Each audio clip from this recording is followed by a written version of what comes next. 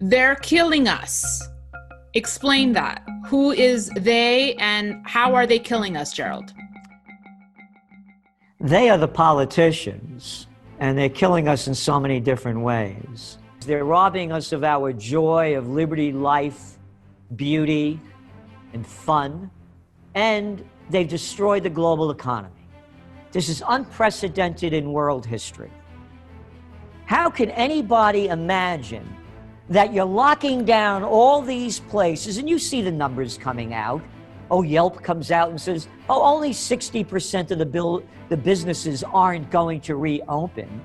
And then you look at the numbers, international air travel, it's only down 85%, but it'll come back. And this is insanity, and it's across the globe.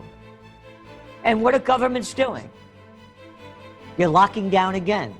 Cases are going up. Yeah, cases are going up, but the death levels are low. We don't care about that. We got the cases. Yeah, what's the Centers of Disease Control and Prevention? Oh, yeah, they say that between the ages of 1 and 50, your chances of recovery from the virus, the case, it's only 99.8% recovery rate. And again, we look at the people that are dying, and you and I talked about this when it first happened in Italy. The average age was 80 years old.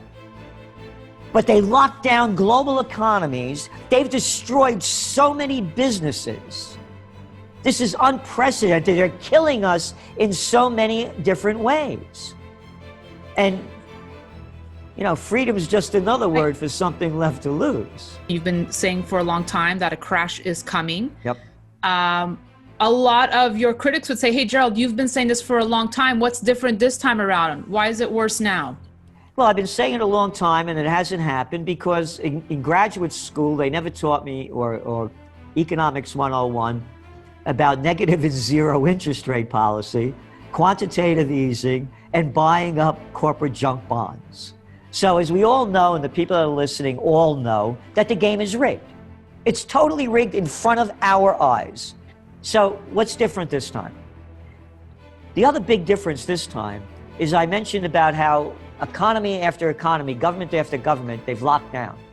What's keeping it up? All the cheap money they're dumping into the system.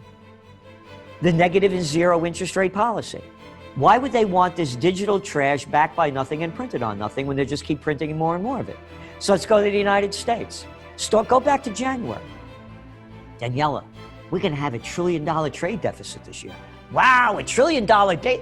And now what is it going to be? Only $3 trillion, because they pump more money in. And now they're coming up with a new deal. You're going to see another $1 trillion or 2 or 3 dumped back in. So this is devaluing all the currencies around the world, except one. And that is the Chinese, the yuan.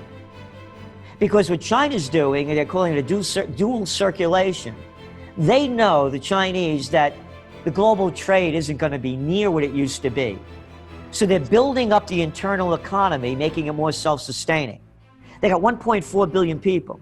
We keep doing business with each other. 1.4 billion people will keep this thing going. But why would the U.S.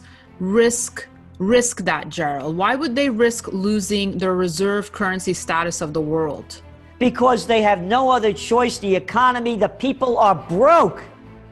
What's keeping retail sales up? You know the numbers. People were getting more money with that $600 a week than they were making the jobs they had.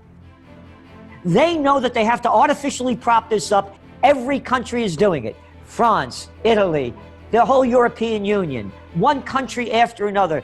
India,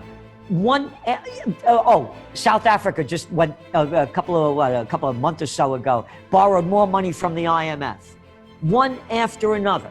They're doing this artificially because when people lose everything and have nothing left to lose, they lose it. And you're seeing violence going up. That's They right. want to keep it quiet, and money will do it.